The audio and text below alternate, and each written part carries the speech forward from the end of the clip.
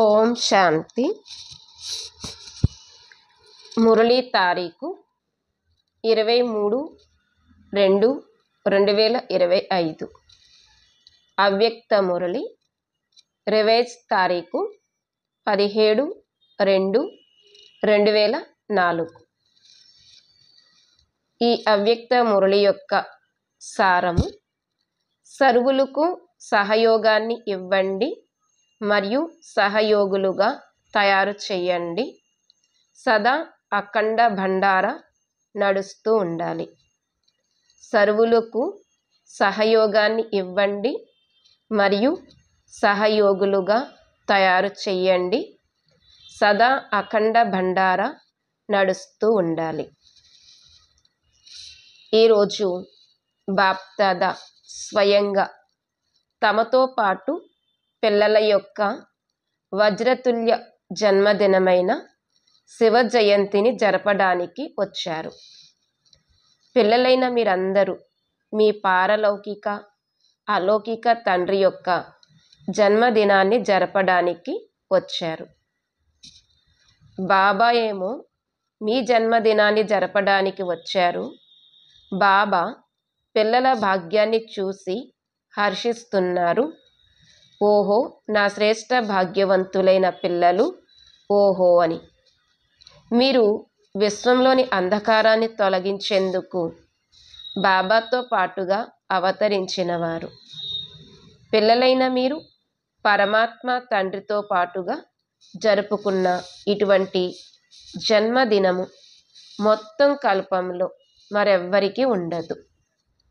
ఈ అలౌకికమైన అతి అతీతమైన అతి ప్రియమైన జన్మదినాన్ని భక్తి ఆత్మలు కూడా జరుపుకుంటారు. కానీ పిల్లలైన మీరు మిలనాన్ని జరుపుకుంటారు మరియు భక్తాత్మలు కేవలము మహిమను గానము చేస్తూ ఉంటారు. మహిమను కూడా గానము చేస్తారు, పిలుస్తూ కూడా ఉంటారు. బాప్దాదా భక్తులు చేసే మహిమను మరియు వారి పిలుపును విని వారికి కూడా నెంబర్ వారుగా వారి భావనకు తగిన ఫలాన్ని తప్పకుండా ఇస్తారు. కానీ భక్తులు మరియు పిల్లలు ఇద్దరి మధ్యన చాలా వ్యత్యాసం ఉంది. మీరు చేసిన శ్రేష్ఠ కర్మలను, శ్రేష్ఠ భాగ్యం యొక్క స్మృతి చిహ్నాన్ని చాలా బాగా జరుపుకుంటారు. అందుకే బాప్దాదా భక్తుల యొక్క భక్తి లీలను చూసి వారికి కూడా అభినందనలు తెలియజేస్తారు. ఎందుకంటే స్మృతి చిహ్నాలన్నింటినీ చాలా బాగా కాపీ చేశారు. వారు కూడా ఈరోజే వ్రతాన్ని పెట్టుకుంటారు. వారు వ్రతాన్ని కొద్ది సమయం కొరకు పెట్టుకుంటారు.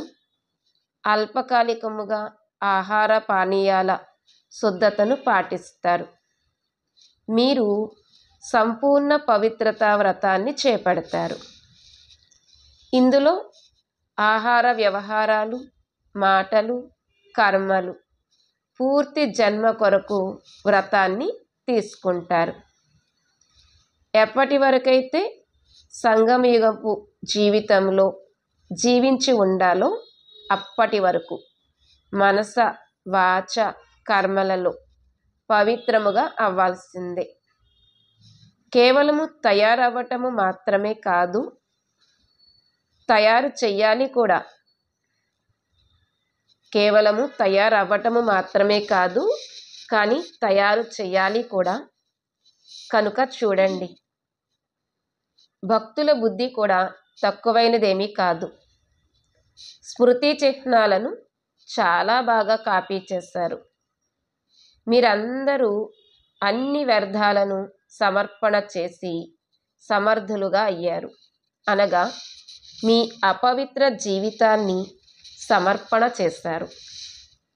మీ సమర్పణతకు స్మృతి చిహ్నముగా వారు బలి ఇస్తారు. కానీ స్వయాన్ని బలి ఇవ్వరు, మేకను బలి ఇస్తారు. చూడండి ఎంత బాగా కాపీ చేశారు. మేకను ఎందుకు బలి ఇస్తారు? దీనిని కూడా చాలా సుందరముగా కాపీ చేశారు. మేక ఏం చేస్తుంది? మే మే మే అంటుంది కదా. మరియు మీరు ఏం సమర్పణ చేశారు? మై మై మై అనగా నేను నేను నేను అనే దానిని సమర్పణ చేశారు. దేహభానముతో కూడిన మైపన్ అనగా నేను అనే భావనను సమర్పణ చేశారు. ఎందుకు అంటే ఈ నేను అన్న భావనలోనే దేహ అభిమానము వస్తుంది. ఈ దేహ అభిమానము అన్ని వికారాలకు బీజము. బాప్దాద ఇంతకు ముందు కూడా వినిపించారు. సర్వ సమర్పణ అవటంలో ఈ దేహ భానానికి చెందిన మైపన్ అనగా నేను అనే భావన ఇదే ఆటంకాన్ని కలిగిస్తుంది. ఈ దేహ భానానికి చెందిన నేను అనే భావనే ఆటంకాన్ని కలిగిస్తుంది. సాధారణ మైపన్ అనగా నేను దేహాన్ని మరియు దేహ సంబంధాల మైపన్, దేహ పదార్థాల సమర్పణ ఇది సహజమే. దీనినైతే చేసేశారు కదా, లేక చెయ్యలేదా? దీనిని కూడా చెయ్యలేదా? ఎంతగా ముందుకు వెళుతూ ఉంటారో అంతగా మైపన్ అనగా నేను అనే భావన కూడా అతి సూక్ష్మం అవుతూ ఉంటుంది. ఎంతగా ముందుకు వెళ్తూ ఉంటామో అంతగా ఈ నేను అనే భావన కూడా అతి సూక్ష్మం అవుతూ ఉంటుంది. స్థూల రూపంలో ఉండే పైకి ఉండే మైపన్ సమాప్తం అవ్వటము సహజమే. కానీ సూక్ష్మమైన మైపన్ అదేమిటి అంటే పరమాత్మ జన్మసిద్ధ అధికారము ద్వారా ఏవైతే విశేషతలు ప్రాప్తిస్తాయో బుద్ధి యొక్క వరదానము, జ్ఞాన స్వరూపులుగా అయ్యే వరదానము, సేవా వరదానము మరియు విశేషతలు, వీటిని ప్రభువు ఇచ్చిన కానుకలు అనండి. ఒకవేళ వీటిలో మైపన్ అంటే నేను అనే భావన వచ్చినట్లయితే దానిని సూక్ష్మ మైపన్ అని అంటారు. వీటిలో మైపన్ వచ్చినట్లయితే దానిని సూక్ష్మంగా నేను అనే భావన వచ్చింది అని అంటారు. నేను ఏదైతే చేస్తానో, నేను ఏదైతే చెప్తానో అదే కరెక్ట్, అలాగే జరగాలి.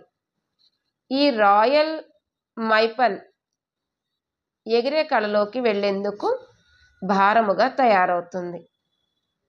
అందుచేత బాబా అంటారు, ఈ మైపన్ను కూడా సమర్పణ చేయండి. సూక్ష్మంగా ఉండే ఈ నేను అనే భావనను కూడా సమర్పణ చేయండి. ప్రభువు ఇచ్చిన కానుకలో నేను అన్న భావన ఉండదు, నేను అనేది ఉండదు, నాది అనేది ఉండదు. అవి ప్రభువు ఇచ్చిన కానుక, ప్రభు ఇచ్చిన వరదానము, ప్రభు ఇచ్చిన విశేషత.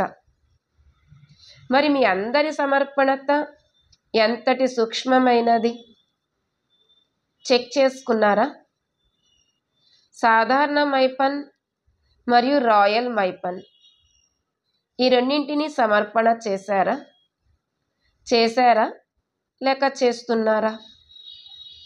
చేయాల్సి ఉంటుంది. మీరు పరస్పరం నవ్వుతూ అంటూ ఉంటారు కదా, మరణించాల్సే ఉంటుంది అని. కానీ ఇలా మరణించటము అంటే భగవంతుని ఒడిలో జీవించటము. ఈ మరణించటము అనేది మరణించటము కాదు, 21 జన్మలు దేవాత్మల ఒడిలో జన్మించాలి. అందుకే చాలా సంతోషముతో సమర్పణ అవుతారు కదా. బాధతో ఆర్తనాదాలు చేస్తూ అయితే అవ్వరు కదా. లేదు, భక్తిలో కూడా బలి ఇచ్చేటప్పుడు ఆ జంతువు అరిచినట్లయితే ఆ బలి స్వీకరించబడదు. కనుక ఎవరైతే హద్దుకు చెందిన నేను మరియు నాదిలో సంతోషంగా సమర్పితమవుతారో వారు జన్మ జన్మలకి వారసత్వానికి అధికారులుగా అవుతారు. కనుక చెక్ చేసుకోండి. ఎటువంటి వ్యర్థ సంకల్పాలనైనా, వ్యర్థ మాటలనైనా, వ్యర్థ నడవడికనైనా పరివర్తన చేసుకోవటంలో సంతోషంగా పరివర్తన చేసుకుంటారా, లేక తప్పదు కదా అని ఆ విధంగా పరివర్తన చేసుకుంటారా? ప్రేమతో పరివర్తన అవుతారా, లేక కష్టముగా పరివర్తన అవుతారా? పిల్లలైన మీరందరూ జన్మ తీసుకోగానే మీ జీవితం యొక్క వృత్తిగా ఇదే చేసుకున్నారు. ఏమని? విశ్వ పరివర్తన చేసే విశ్వ పరివర్తకులు అని. ఇది మీ అందరి బ్రాహ్మణ జన్మ యొక్క ఆక్యుపేషన్, అంటే వృత్తియే కదా. విశ్వ పరివర్తన చేసే విశ్వ పరివర్తకులు, ఇదే మీ యొక్క వృత్తి కదా. ఇది పక్కా అయితే కనుక చేతులు ఊపండి. జెండాను ఊపుతున్నారు, చాలా మంచిది.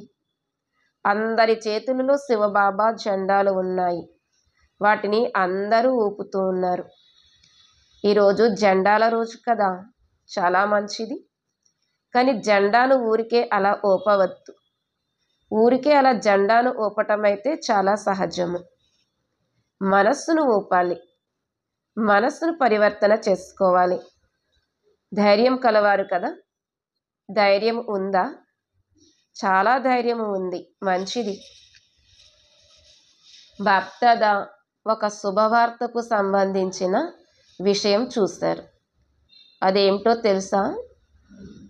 బాప్దాదా ఈ సంవత్సరం కొరకు విశేషమైన కానుకను ఇచ్చారు.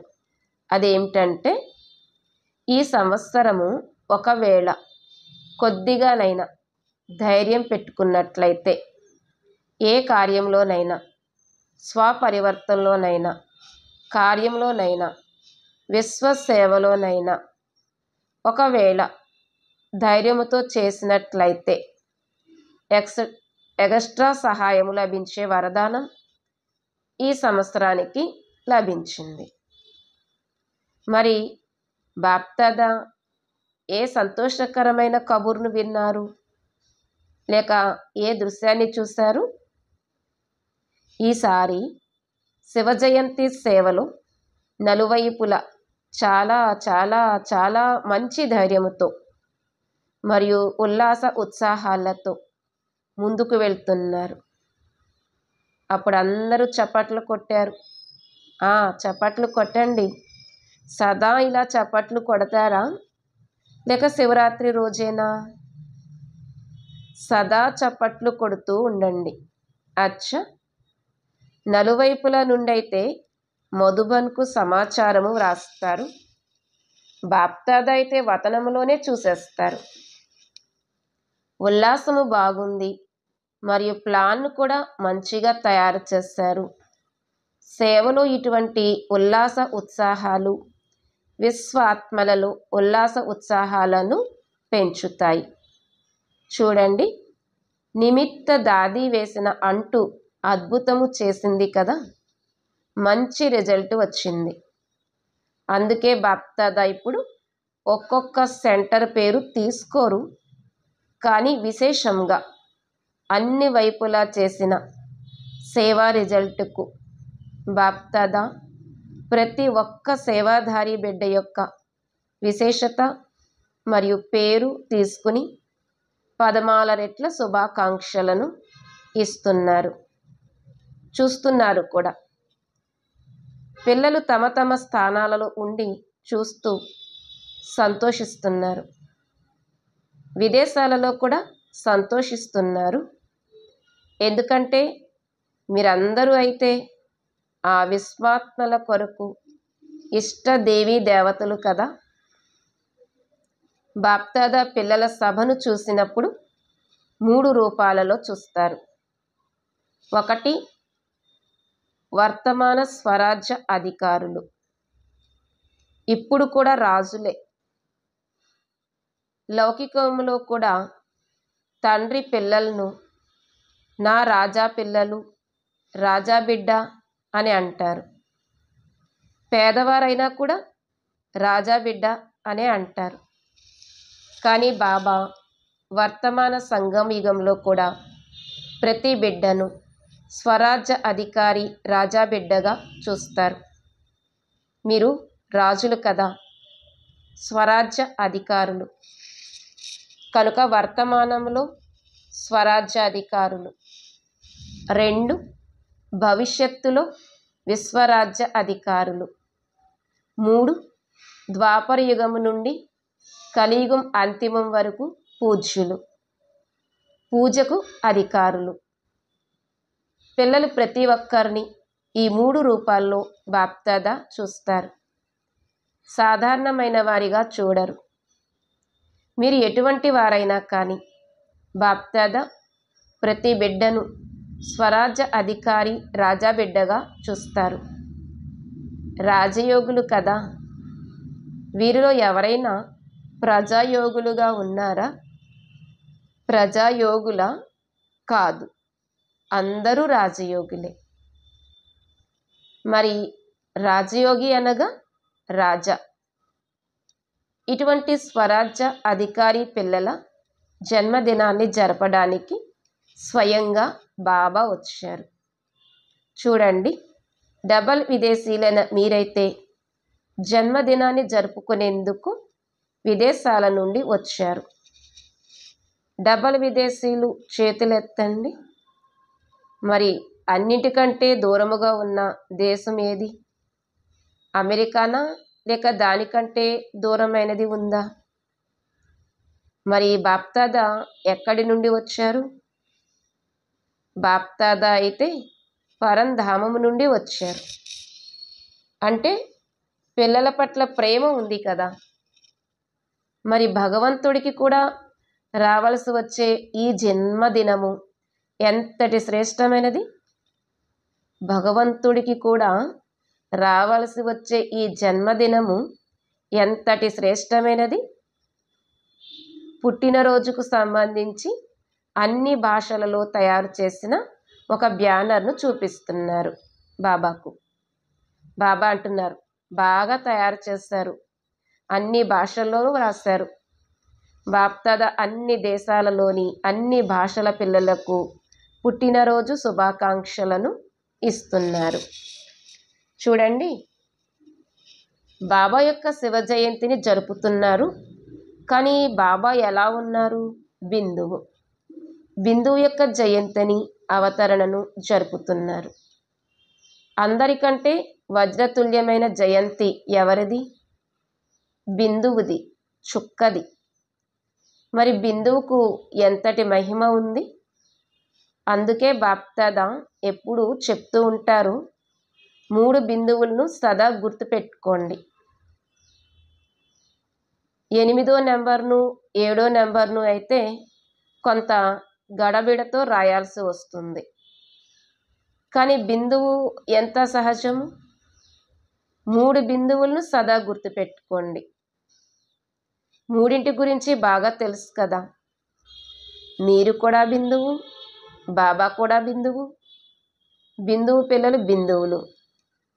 మరియు కర్మలోకి వచ్చినప్పుడు ఈ సృష్టి రంగస్థలముపైకి కర్మలు చేయడానికి వచ్చారు. ఈ సృష్టి రంగస్థలము డ్రామా కనుక డ్రామాలో ఏదైతే కర్మ చేశారో, ఏదైతే జరిగిపోయిందో దానికి ఫుల్ స్టాప్ పెట్టండి. ఫుల్ స్టాప్ అంటే కూడా ఏమిటి? బిందువు. అందుకే 3 బిందువులను సదా గుర్తుపెట్టుకోండి. మొత్తం అద్భుతము చూడండి. ఈ రోజుల్లోని ప్రపంచంలో అన్నిటికంటే ఎక్కువ మహత్వము దేనికి ఉంది? ధనానికి ఉంది. ధనానికి మహత్వం ఉంది కదా. తల్లిదండ్రులు కూడా అసలేమీ కాదు, డబ్బే సర్వస్వం. అందులో కూడా చూడండి, ఒకవేళ 1 తర్వాత ఒక బిందువును అంటే ఒక 0ని పెడితే ఎంత అవుతుంది? 10 అవుతుంది కదా. 2వ బిందువును పెట్టండి, అప్పుడేమవుతుంది? 100 అవుతుంది. 3వ బిందువును పెట్టండి, అప్పుడు 1000 అవుతుంది. అంటే ఒకటి పక్కన ఒక 0 పెడితే 10, ఒకటి పక్కన 2 సున్నాలు పెడితే 100, ఒకటి పక్కన 3 సున్నాలు పెడితే 1000 అవుతుంది. మరి ఇది బిందువు యొక్క అద్భుతం కదా. ధనములో కూడా బిందువు యొక్క అద్భుతం ఉంది. అలాగే శ్రేష్ఠ ఆత్మగా అవటంలో కూడా బిందువు యొక్క అద్భుతము ఉంది. చేయించేవారు కూడా బిందువే. మరి అన్ని వైపుల నుండి దేనికి మహత్వం ఉంది? బిందువుకే కదా. కేవలం బిందువును గుర్తుపెట్టుకోండి చాలు, వేరే విస్తారంలోకి ఇంక వెళ్ళకండి. బిందువునైతే గుర్తు చేసుకోగలరు, బిందువుగా అవ్వండి, బిందువును గుర్తు చేసుకోండి, అలాగే బిందువు పెట్టండి, అంతే. ఇదే పురుషార్థం.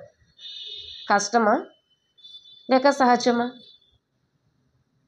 ఎవరైతే సహజమని భావిస్తున్నారో వారు చేతులెత్తండి. సహజమైతే మరి బిందువు పెట్టవలసి ఉంటుంది. ఎప్పుడైనా ఏదైనా సమస్య వచ్చినప్పుడు బిందువు పెడతారా లేక ప్రశ్నార్థకాన్ని పెడతారా?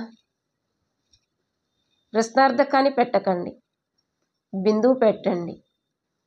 ప్రశ్నార్థకము ఎంత వంకరగా ఉంటుంది చూడండి. ప్రశ్నార్థకం వ్రాయండి, ఎంత వంకరగా ఉంటుంది. కానీ బిందువు ఎంత సహజమైనది. మరి బిందువుగా అవ్వడం వస్తుందా? అందరూ తెలివైనవారు. బాప్దాద విశేషంగా సేవలలోని ఉల్లాస ఉత్సాహాలకు శుభాకాంక్షలను అయితే ఇచ్చారు.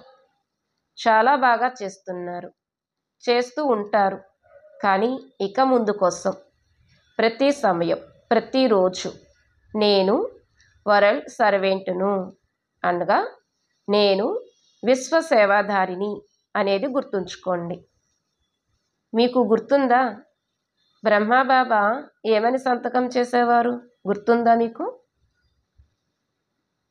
వరల్డ్ సర్వెంట్ అంటే విశ్వ సేవాధారి అని సంతకం చేసేవారు బ్రహ్మబాబా.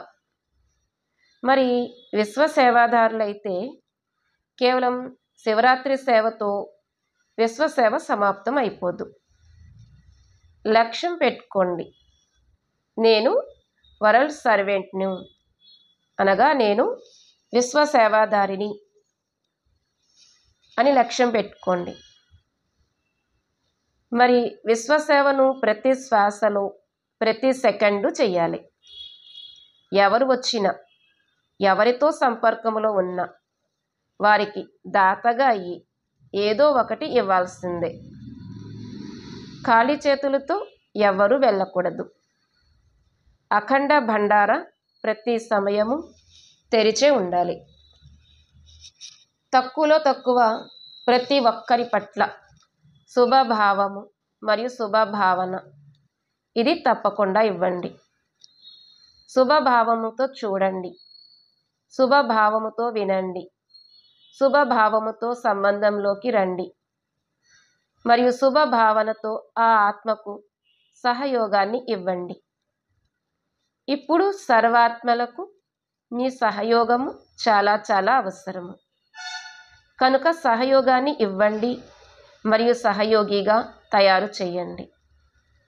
ఏదో ఒక సహయోగము, అది మనసుకు సంబంధించిందైనా మాటల ద్వారానైనా ఏదైనా సహయోగాన్ని ఇవ్వండి.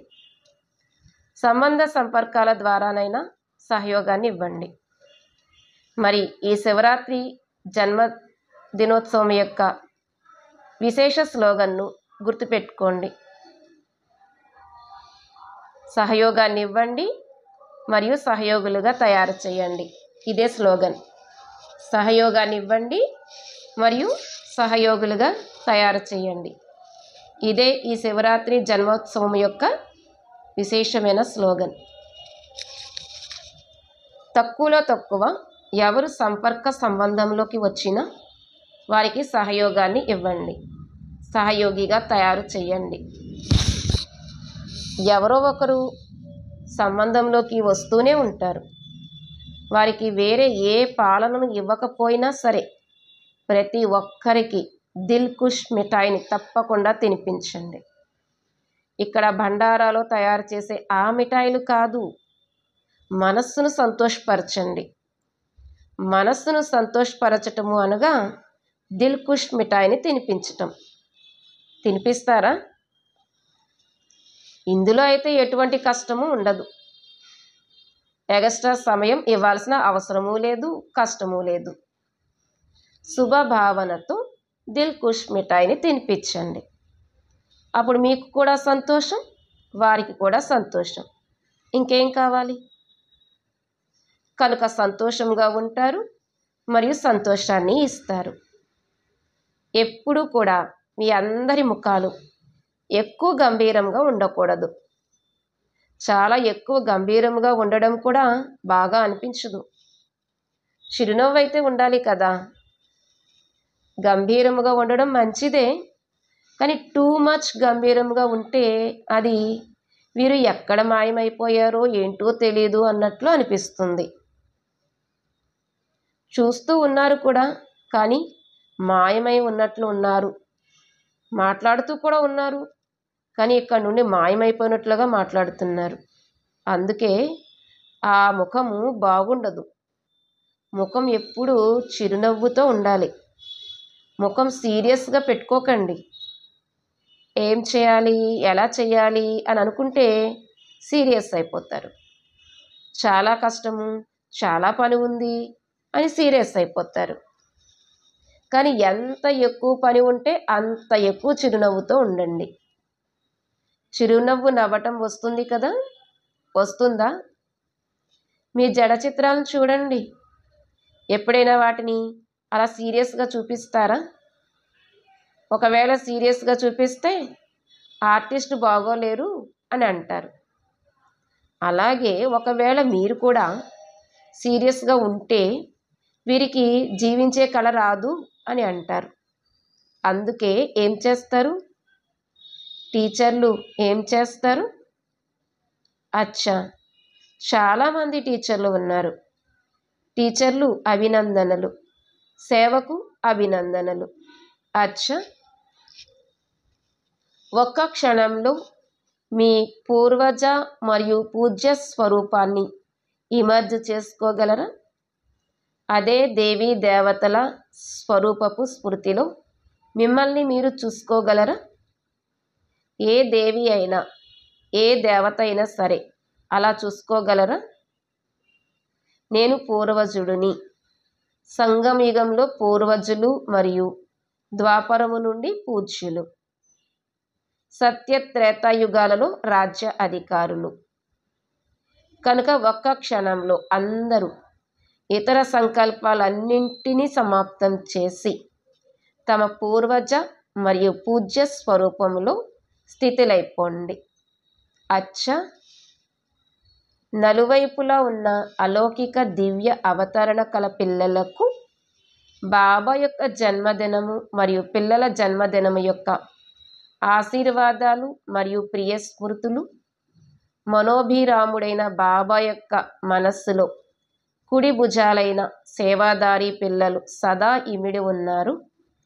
ఇటువంటి హృదయ సింహాసనాధికారి శ్రేష్ఠాత్మలకు, సదా బిందువు యొక్క మహత్వాన్ని తెలుసుకునే శ్రేష్ఠ బిందు స్వరూప పిల్లలకు, సదా తమ స్వమానములో స్థితిలై ఉంటూ సర్వులకు ఆత్మిక గౌరవాన్ని ఇచ్చే స్వమానధారి ఆత్మలకు, సదా దాత యొక్క పిల్లలు మాస్టర్ దాతగా అయి ప్రతి ఒక్కరికి తమ అఖండ భండారా నుండి ఏదో ఒకటి ఇచ్చే మాస్టర్ దాతలైన పిల్లలకు బాప్ దాదా యొక్క చాలా చాలా పదమాల రెట్ల కోహినూరు వజ్రము కంటే కూడా విలువైన ప్రభు రత్నాలైన పిల్లలకు ప్రియ స్మృతులు మరియు నమస్తే. ఆత్మిక తండ్రికి ఆత్మిక పిల్లల యొక్క ప్రియ స్మృతులు మరియు నమస్తే. ఈరోజు వరదానము: ప్రతి శక్తిని ఆర్డర్ అనుసారముగా నడిపించే మాస్టర్ రచయిత భవ. ప్రతి శక్తిని ఆర్డర్ అనుసారముగా నడిపించే మాస్టర్ రచయిత భవ. కర్మ ప్రారంభించే ముందు ఎటువంటి కర్మను అటువంటి శక్తిని ఆహ్వానించండి. యజమానిగా ఈ ఆర్డర్ చేయండి. ఎందుకంటే ఈ సర్వశక్తులు మీ భుజాల వంటివి. మీ భుజాలు మీ ఆర్డర్ లేకుండా ఏమీ చేయలేవు. సహన శక్తి, కార్యాన్ని సఫలం చెయ్యు అని ఆర్డర్ చేయండి. సహన శక్తి, కార్యాన్ని సఫలం చెయ్యు అని ఆర్డర్ చేయండి. అప్పుడు సఫలత తప్పకుండా ఎలా లభించే ఉందో చూడండి. కానీ ఆర్డర్ చేయడానికి బదులుగా చేయగలుగుతానా లేదా అని భయపడతారు. ఈ విధమైన భయం ఉన్నట్లయితే ఆర్డర్ నడవదు. అందుకే మాస్టర్ రచయితగా అయి ప్రతి శక్తిని ఆర్డర్ అనుసారముగా నడిపించేందుకు నిర్భయులుగా అవ్వండి. స్లోగన్: ఆధారదాత అయిన బాబాను ప్రత్యక్షం చేసి అందరినీ తీరానికి చేర్చండి. ఆధారదాత అయిన బాబాను ప్రత్యక్షం చేసి అందరినీ తీరానికి చేర్చండి. ఈరోజు అవ్యక్త సూచన పాయింట్: ఏకాంత ప్రియులుగా అవ్వండి. ఏకతను మరియు ఏకాగ్రతను అలవరుచుకోండి. ఏ విధంగా ఎవరైనా ఆవిష్కరణ చేసేవారు ఏదైనా ఆవిష్కరణను కనుగొనేందుకు ఏకాంతములో ఉంటారు. అలా ఇక్కడ ఏకాంతము అనగా ఒక్కరి అంతములో మైమరచిపోవడము. బయటి ఆకర్షణల నుండి ఏకాంతము కావాలి. కేవలం గదిలో కూర్చుని ఉండే ఏకాంతము కావాలి అని కాదు, కానీ మనస్సు ఏకాంతములో ఉండాలి. మనస్సు యొక్క ఏకాగ్రత అనగా ఒక్కరి స్మృతిలో ఉండటము, ఏకాగ్రం అవ్వటం. ఇదే ఏకాంతము. ఓం శాంతి.